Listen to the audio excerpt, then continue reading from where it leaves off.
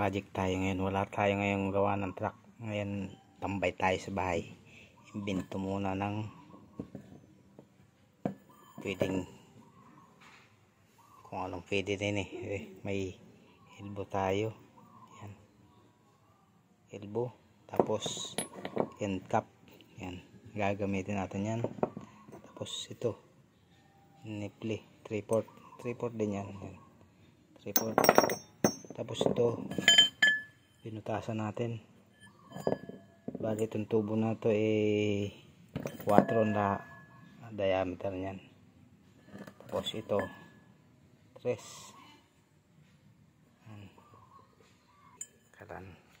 Kalan di langis. Use the oil.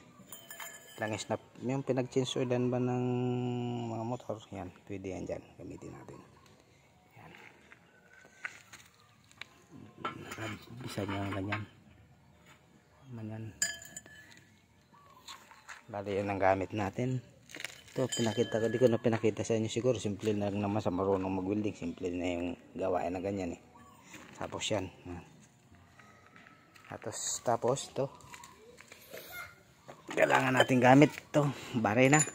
Tapos yan may pambutas tayo ng bakal. Para dito yan sa gitna. Ayan. Pinambutas natin sa gitna. Meron bumili na pala akong ganyan. Meron mga ibang laki. Yan. Tapos yung talim pala natin ng barena dyan maliit dito sa end cap na ito. Sa end cap natin.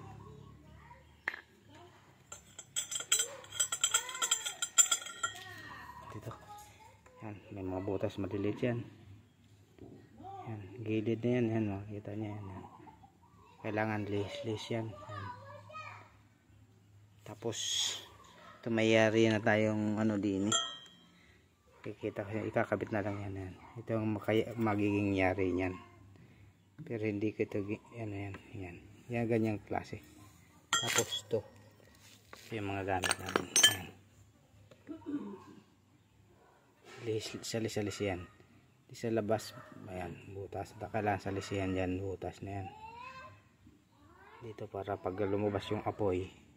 Bali dito pala hangin ang dadaan dyan. Lalagyan natin ng blower yan. Kikita ko sa inyo kung paano design. Pero nakita nyo na yung forma ng kalan ng pa. Ito yung nipple. Ganito. Yan. Lalagay natin yan dyan. Nagawa pala akong isa na rito. Ito. Yan. Nagawa ko na. Dito na.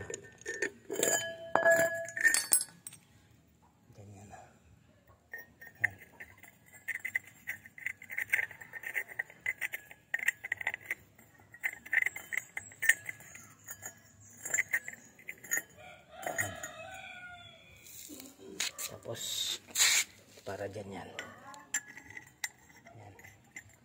Masa magpili kang pagluto dito ng kahit anong lutuin nyo.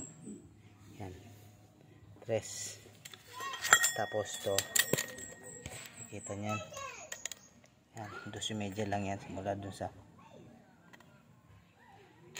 flooring ng tubo. Tapos yan nakita nyo may butas yan. Yung mga butas din yan, nakita yung maliit yan. Yung tubo, nipple yan, nipple. Kasi ang gagawin ko dito tanggal. Kaya nito yan. Naka-welding yan. Kaya ang gagawin ko dyan. Yan. Dyan dito tanggal yan, nipple yan. Bali dito yung mangyayari yan. Lalagay yung blower sa gawin na ito. Tapos kakaroon tayo ng butas ito. Ayan. Pero yan pinakikita ko lang, di pa tapos yan lang. May butas na maliit. Ito naman bubutas ilalagay. Excuse me po. Ilagay natin, ibibiling natin dyan. Langis naman dadaan dyan. Pakikita ko sa inyo. Medyo langanin na. Ang pakikita ko sa inyo. Ito yung mga gamit natin. Cap. Kailangan mo rin ng barena. Yan. Tapos ito. Yung talim ng barena natin. Maliliit lang ito. Bali, yan, ganyan, makikita nyo yung lit ng talim. Yan, para dito yan sa gilid na yan. Ito. Yan, napakaliit. Yan. Tapos dito naman, ito ganito kalaki. Tatalim, babarinan nyo yan. Dito yan. Isa na itong pinakita ko yan, maliit dito yung talim yan. Ito kasi naka-welding yan. Naka-welding yan, hindi na pwedeng tanggalin. Kaya gumawa ako ng ibang design. I-trade. Yan.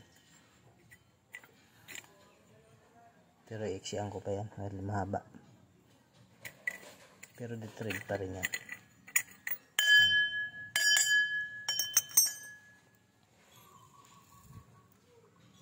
Kaya siyempre, kailangan mong pagputol grinder.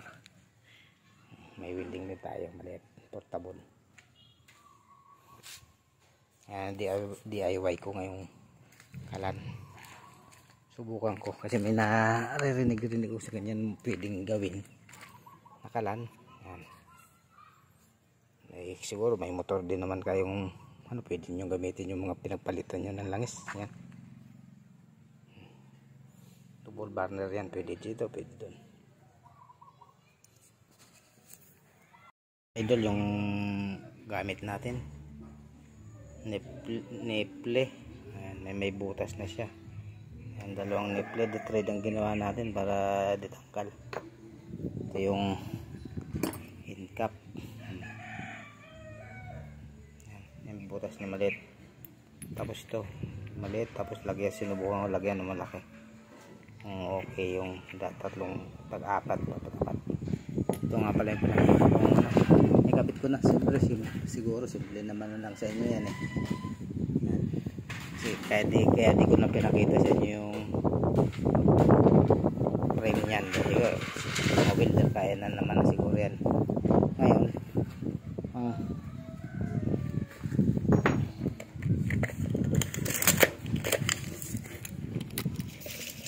napakita ko na lang sa inyo yung sukat. Siguro simula sa gitna na yan, yung tubo na yan, tapos yan pwede naman yan siya 6/1/4 lang yan. Tapos dito sa side yan.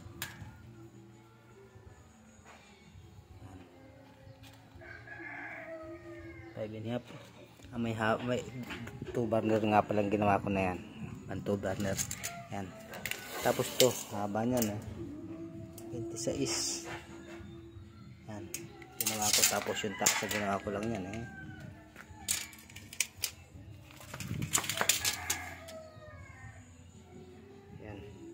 14.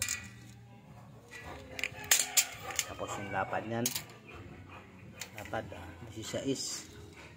Bali itong side na ito, bali 12 lang yan dito pa, kasi dalawang burner para kung sakaling hindi malaki yung sa isang side, nabahan ko na yan 16 isang side. Tapos dito 12 lang. Ito na nga pala yung natin yan. Ito ay yung daanan natin ng langis. Andun yung blower. Ito yung blower natin dito sa baba. Ayan.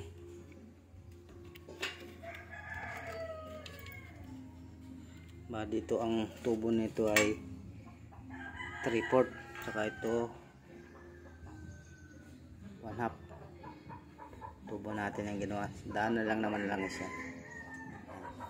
Ngayon ito yung pinakantangke natin. Yan. Tangke. Mayroon tayong check valve yan. Get valve yan. Para dito kumulo yung langis. Kabilaan naman siya. Lagyan ko siya rito. Yan.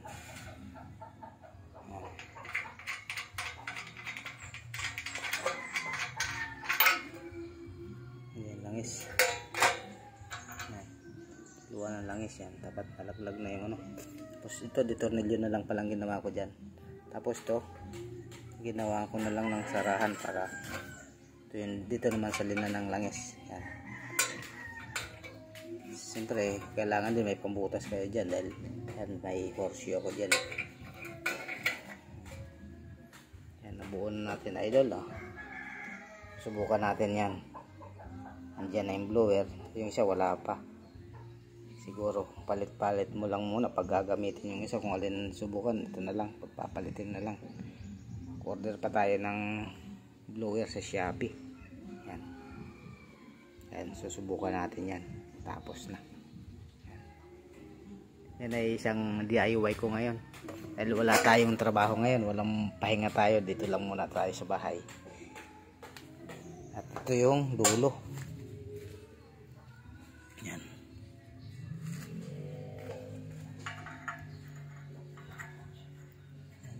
Yan. Tapos ito. Puro di tanggal yan para in case na may magkaroon ng masira,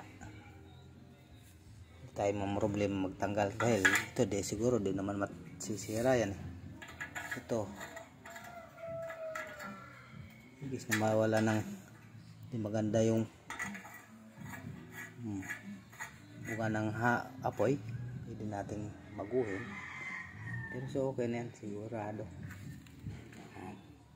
Subukan natin yan ngayon.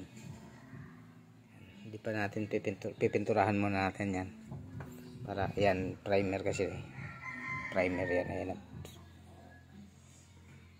Weldingan na natin kaya baka kalawangin. Pinturahan natin yan. So, idol, may blower tayo na. Dumating na yung order natin blower. Bali siya lang yung blower muna ilagay natin. Yan, ito yung tangke ng langis natin. Yan, may langis na yan. Ito naman yung gripo niya, tuluan papunta ron. Yan. Tapos ito, mayroon tag-isa siya. Ito yung burner naman yan. Ngayon, ititesting natin sindihan. Tapos ito. Yan. Susubukan natin. Yan. Ito ditanggal yan, yung pinakita ko nakaraan sa inyo, ditanggal yan para in case na masira pwede natin pagpalitan. Tapos ito yung linya ng hangin. Yan. Ito yung adapter niya. Yan, may extension na tayo. Subukan natin. Subukan natin paganahin.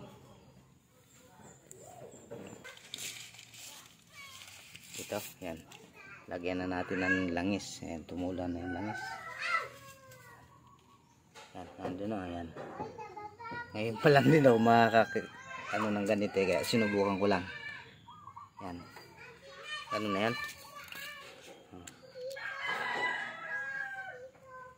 Yan, sisindihan na natin. Yan. Ganyan ko. Nakita ko. Ayun, mag-aapoy na siguro. Meron na. Wala, malakas! Waka na ano doon. Tubig para masaradahan niya na. Waka na tubig. Kunti lagay sa kaldero.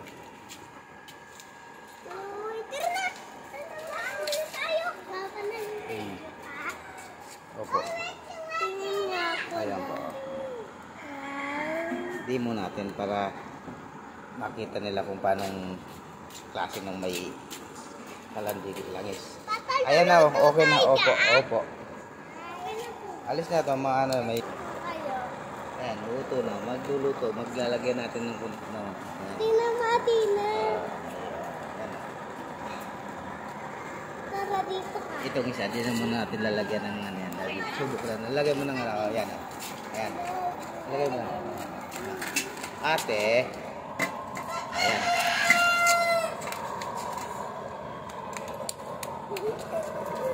Ayan na yan. Ayan na yung apoy.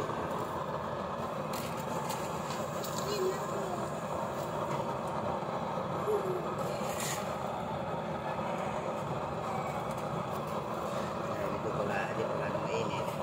Ay, hindi alis yan. Di pa ganong mainit yung burner niya. tingnan natin yung ayan, kunti-kunti na siyang yung langis niyan ganyan lang muna papatayin. Pag naubos yung nilagay, hindi, mababa uli. Ayan, kunti lang yung nilagay natin langis dyan loob. Sinara ko uli. Ayan, ito sarado yung ganyan nakasakaya. Tapos pagka yan ay talagyan mo, yan natin kita tutulog siya. Ayan natin. Ayan.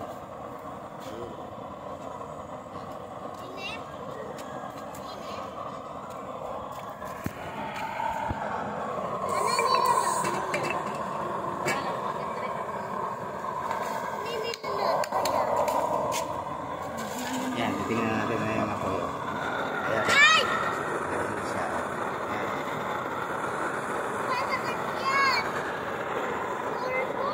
Wala siyang hiling. Wala naman siya. Wala kayong pagkagawin natin.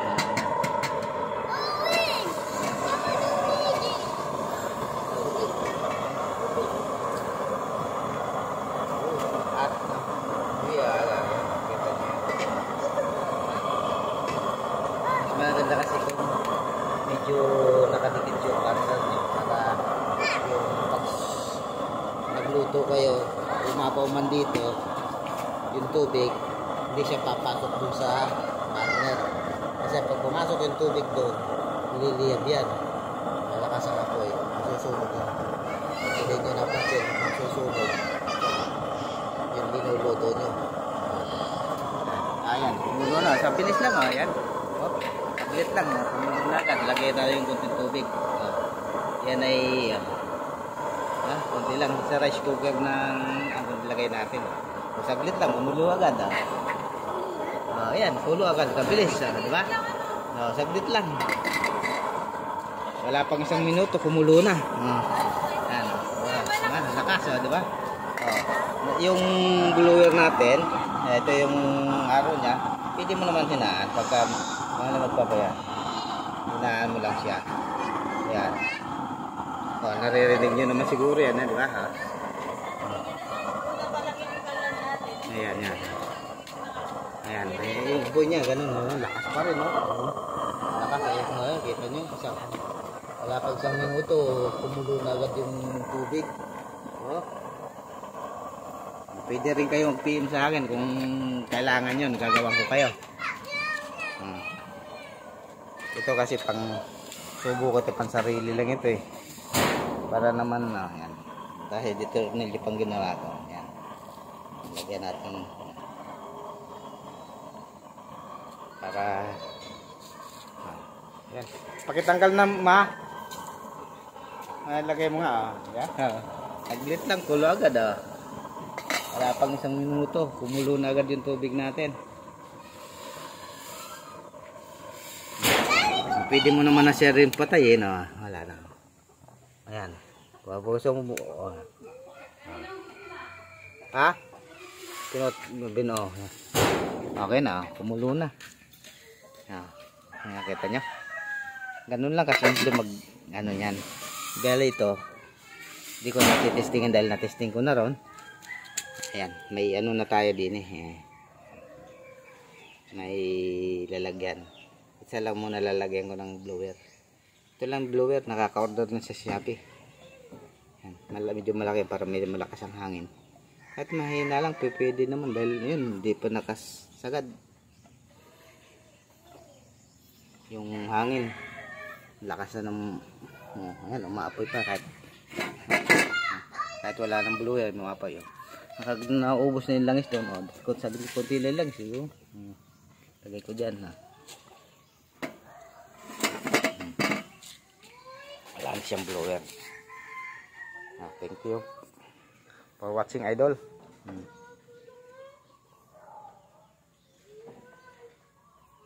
Shout out po sa mga friends ko dyan, sa mga followers ko. Maraming salamat.